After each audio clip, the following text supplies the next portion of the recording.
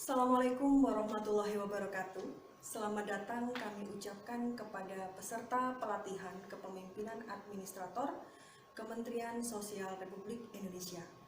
Pada kesempatan kali ini, sampailah kita pada mata pelatihan manajemen kinerja di agenda ketiga. Bapak dan Ibu peserta PKA, sebelumnya kita telah belajar mengenai pembelajaran agenda 1 tentang kepemimpinan Pancasila dan nasionalisme yang berfokus pada pengelolaan diri. Dilanjutkan dengan agenda 2 tentang kepemimpinan kinerja yang berfokus pada pengelolaan orang lain. Dan saat ini, Bapak dan Ibu akan membicarakan tentang agenda manajemen kinerja yang berfokus tentang pengelolaan pekerjaan.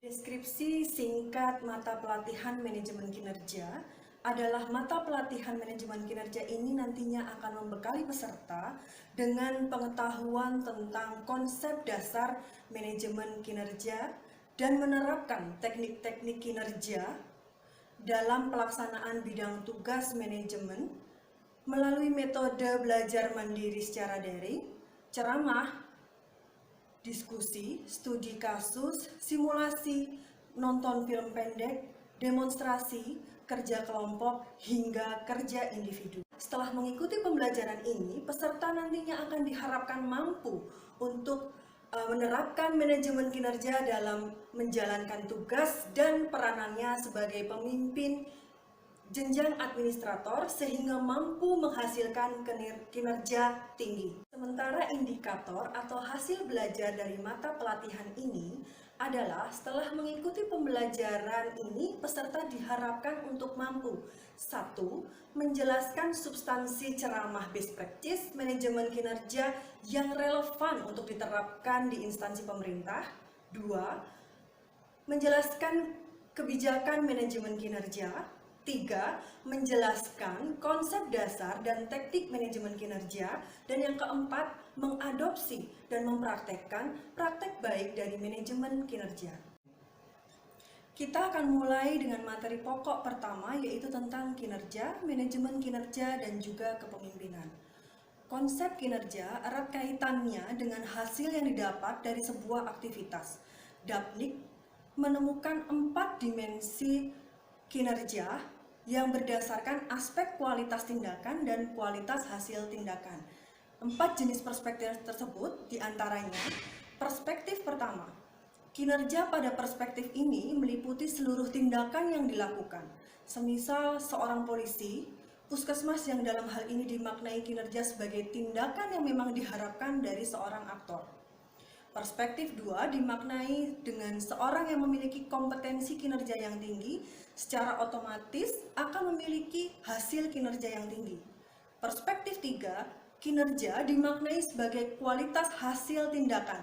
Tidak peduli apakah kompetensi dari aktor tersebut sesuai dengan kualifikasinya atau tidak.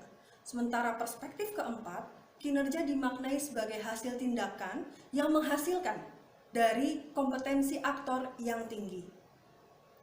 Dari keempat definisi perspektif kinerja di atas, maka yang dimaksud sebagai kinerja merupakan perspektif 2, 3, dan 4, di mana kinerja merupakan aktivitas yang memiliki hasil. Dalam sebuah organisasi, terdapat beberapa level kinerja. Adapun level kinerja dapat dibagi menjadi 1. Level kinerja makro, yaitu kinerja pada level organisasi besar yang di dalamnya terdapat berbagai macam urusan. Yang kedua, level kinerja meso, di mana kinerja pada level bidang urusan yang melibatkan lintas urusan. Sementara kinerja mikro ditujukan pada level terendah, di mana organisasi tersebut langsung berhadapan dengan pengguna layanan.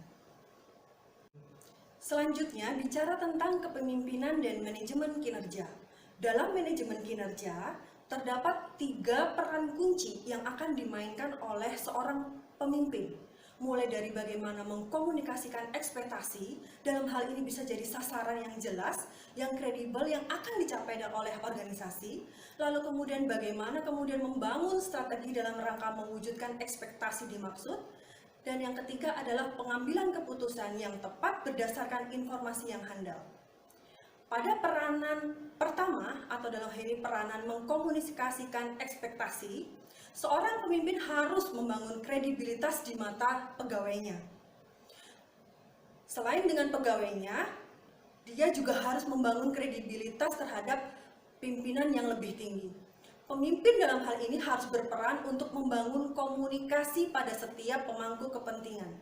Pada peranan nomor 2 atau membangun strategi dalam mewujudkan ekspektasi, seorang pemimpin yang baik harusnya mampu untuk membangun budaya organisasi yang bersumber pada penghargaan dan juga sanksi. Membangun strategi tidak hanya sekedar bagaimana membangun komunikasi, tapi juga bagaimana memotivasi pegawai untuk terus berkinerja. Peranan pada poin ketiga atau peranan terakhir di sini, peranan tentang pengambilan keputusan mengharuskan pemimpin untuk mengambil keputusan berdasarkan evidence base atau bukti. Dalam hal ini, informasi kinerja yang dikelola dalam satu manajemen pengetahuan. Oleh karenanya, pemimpin juga harus senantiasa terus-menerus belajar. Selanjutnya kita membicarakan tentang perkembangan kebijakan manajemen kinerja. Perkembangan gerakan kinerja di Indonesia dimulai setelah reformasi 1998 dengan keluarnya Inpres nomor 7 tahun 1999 tentang akuntabilitas kinerja instansi pemerintah atau yang awam disebut sebagai AKIP. Selanjutnya, Undang-Undang Nomor 17 Tahun 2003 keluar tentang keuangan negara menjadi fondasi bagi berlakunya sistem manajemen kinerja dan pengelolaan anggaran. Ditindaklanjuti kemudian dengan Undang-Undang Nomor 1 Tahun 2004 tentang Pembendaraan Negara. Selanjutnya, keluar PP Nomor 8 Tahun 2006 tentang peraturan pelaksanaan kewajiban tiap kementerian atau lembaga menyusun laporan kinerja. Kemudian, Perpres nomor 29 tahun 2014 terbit tentang SAKIP yang sekaligus mencabut Inpres nomor 7 tahun 1999. Dalam aturan ini lebih ditekankan bagaimana pentingnya SAKIP, penggunaannya dan penyelenggaraannya.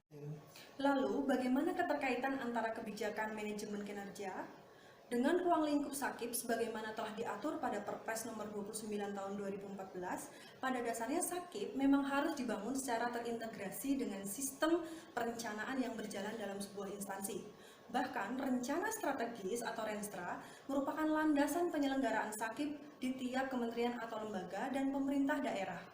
Selain itu, SAKIP juga harus terintegrasi dengan sistem anggaran. Hal ini dimanifestasikan dalam perjanjian kinerja yang dalam penyusunannya harus memperhatikan dokumen pelaksanaan anggaran. Hal ini merupakan pelaksanaan dari amanat Undang-Undang Nomor 17 Tahun 2003 dan PP Nomor 8 Tahun 2006. Dalam rangka mendorong implementasi SAKIP, Kementerian PAN-RB juga mengembangkan kebijakan bersama Kemenkeu untuk memberikan dana insentif daerah bagi pemerintah daerah yang berhasil memperoleh nilai evaluasi AKIP memuaskan atau sangat memuaskan.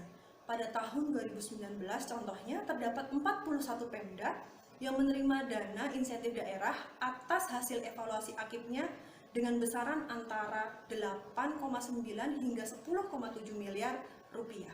Selanjutnya, kita akan bicara tentang perencanaan, pengukuran, dan perjanjian kinerja. Dalam rangka penguatan penganggaran berbasis kinerja, dilakukan penataan arsitektur dan informasi kinerja atau yang biasa kita sebut sebagai ADIK. Dalam ADIK, setiap komponen membentuk suatu rangkaian yang akan memperlihatkan hubungan keterkaitan yang logis antara kondisi yang kita harapkan atau diharapkan oleh sebuah organisasi atau yang biasa kita sebut sebagai outcome, dan strategi bagaimana mencapai kondisi yang diinginkan atau yang biasa kita sebut sebagai input, aktivitas, dan output. Penerapan arsitektur kinerja ini selanjutnya akan diikuti dengan penguatan dan penajaman informasi kinerja, baik rumusan outcome, output, aktivitas maupun input, maupun indikator dan juga target kinerjanya, sehingga keseluruhannya menjadi lebih jelas, relevan, dan terstruktur. Relevansinya jelas, antara sumber daya yang digunakan untuk membantu proses perencanaan, penganggaran, dan juga evaluasi proses belajar organisasi akan menghasilkan rumusan informasi yang jelas terukur baik itu terukur secara kualitatif maupun kuantitatif, dan merumuskan output level kementerian atau lembaga, dan juga level eselon 1 yang mendukung pencapaian outcome. Dalam penyusunan struktur RKAKL yang terdiri dari input, aktivitas, output, dan juga outcome, besaran indikatornya sangat penting untuk menerapkan konsep logik model karena dapat 1.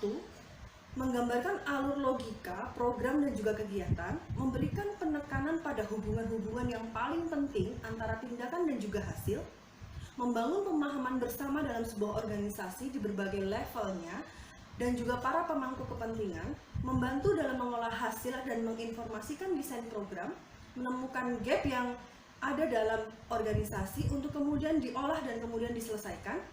Demikian juga pengukuran kinerja merupakan langkah untuk membandingkan realisasi kinerja dengan sasaran target kinerja yang dicantumkan dalam lembar atau dokumen perjanjian kinerja.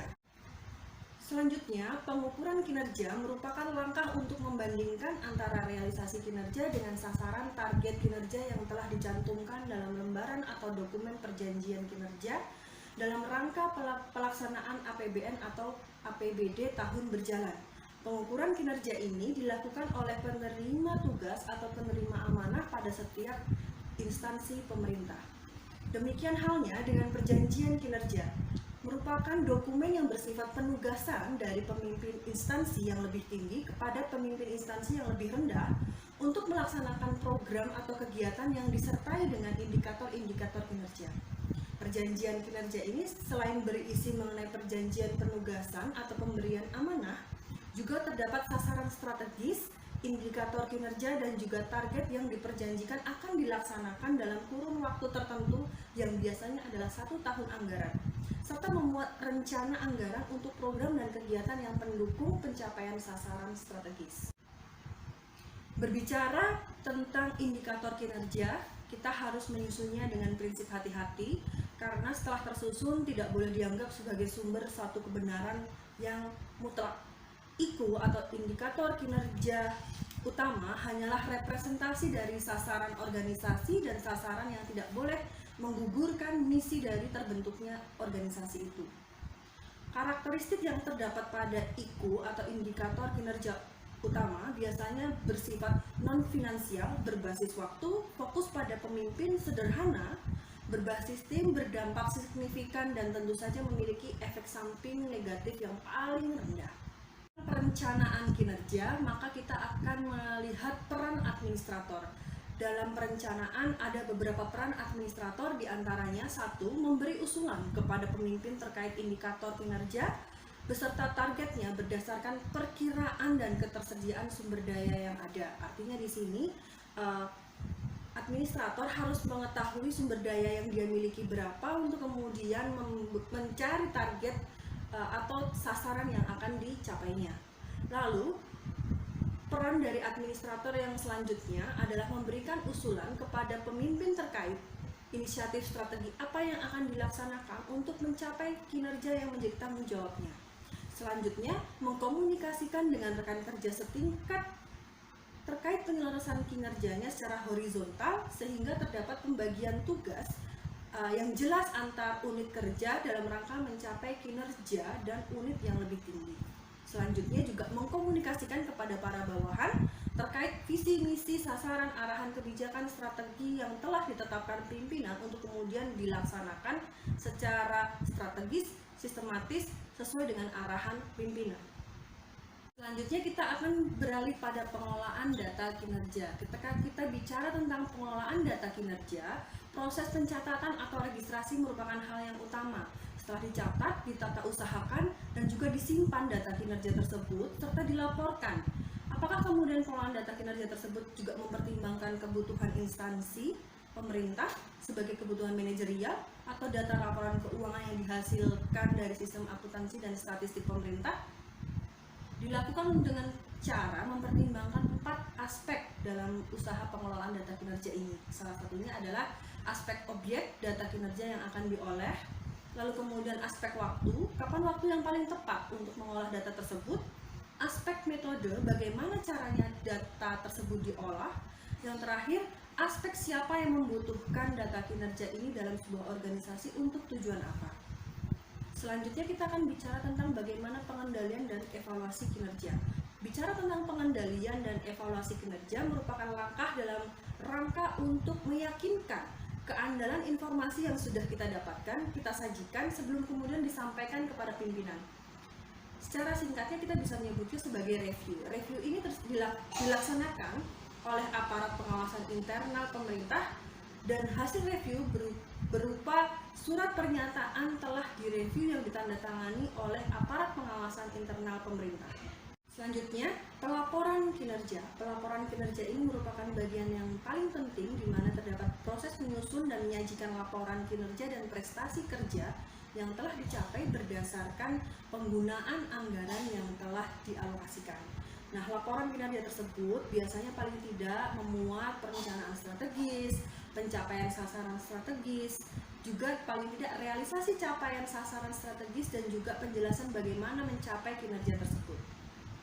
Analisis yang ada dalam laporan kinerja biasanya berisi 1. Perbandingan antara target dan juga realisasi pada tahun yang berjalan atau tahun pelaporan. Perbandingan antara realisasi dan juga capaian kinerja pelaporan tahun sebelumnya. Perbandingan antara realisasi kinerja sampai dengan tahun pelaporan dan target jangka tahun sebelumnya. Perbandingan antara realisasi kinerja sampai dengan tahun pelaporan dan target jangka menengah yang terdapat dalam dokumen Renstra, terobosan yang telah atau akan dilakukan untuk peningkatan kinerja, efisiensi penggunaan sumber daya atau biaya satuan efektif, hingga penyebab berhasilnya atau faktor berhasil atau gagalnya peningkatan penurunan kinerja yang telah dihasilkan. Submateri pokok selanjutnya kita akan membahas tentang studi kasus praktek baik manajemen kinerja. Dalam modul sudah disebutkan 2 contoh, yang satu ada di Yogyakarta dan yang satunya ada di Kabupaten Natuna. Di Yogyakarta kita akan diperkenalkan dengan yang namanya Jogja Kendali, di mana Jogja Kendali ini merupakan inovasi yang dimiliki oleh Pemprov DIY. Jogja Kendali berfungsi untuk memantau serapan anggaran APBD secara konsisten, efektif, dan akurat melalui sebuah sistem yang mana dalam sistem tersebut informasi kepada publik diberikan tidak hanya berbicara tentang serapan dana, tetapi juga menampilkan informasi progres, fisik dan setiap kegiatan apa yang sedang berjalan di Provinsi DIY. Kelebihannya tentu saja sistem ini terintegrasi dengan aplikasi keuangan daerah di Provinsi DIY guna menjamin konsistensi data keuangan. Input data, proses alur sampai dengan laporannya sesuai dengan apa yang sudah digariskan pada Peraturan Menteri Dalam Negeri Nomor 54 Tahun 2010. Tersedia juga berbagai jenis format laporan dengan pengaturan yang lebih spesifik. Data dapat diekspor ke dalam bentuk Excel sehingga memudahkan, dan pada akhirnya sistem ini mampu untuk melakukan efisiensi anggaran sebanyak 1,6 triliun. Sama halnya dengan Provinsi Daerah Istimewa Yogyakarta, Kabupaten Natuna juga sudah mengeluarkan sistem informasi keuangan daerah yang kemudian kita lebih kenal dengan nama INFIS atau Integrated Natuna Financial Information System atau Sistem Informasi Keuangan Natuna. Sistem ini juga melakukan suatu terobosan untuk mengintegrasikan aplikasi-aplikasi yang memudahkan pemerintah daerah Kabupaten Natuna untuk pengelolaan keuangan secara mandiri dengan tujuan yang pertama memudahkan pengelolaan keuangan daerah, meminimalisasi kesalahan pengelolaan keuangan daerah, menyajikan data laporan keuangan secara tepat, efektif, dan juga efisien, menciptakan pengendalian atau pengelolaan keuangan daerah yang lebih bersih, akuntabel, jelas, dan transparan. Setelah tadi kita banyak berbicara tentang konsep tentang manajemen kinerja, kita akan bicara tentang faktor pendukung dan juga faktor penghambat manajemen kinerja.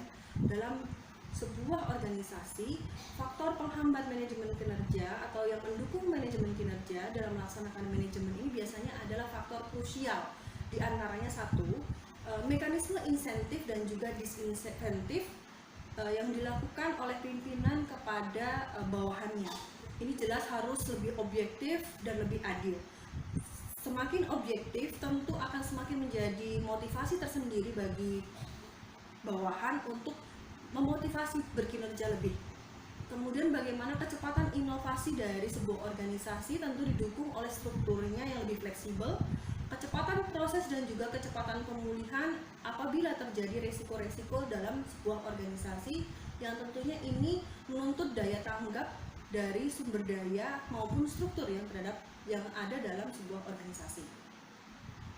Faktor yang tadi telah disebutkan, terdapat faktor krusial lain yang menjadi pendukung atau penghambat. Salah satunya adalah bagaimana organisasi tersebut fokus terhadap masa depan, berusaha untuk beradaptasi terhadap lingkungan yang kemudian ada dalam atau melingkupi organisasi tersebut, fokus pada pengembangan bukan hanya terhadap capaian kinerja, dan menyeimbangkan antara ekspektasi dengan kerangka organisasi.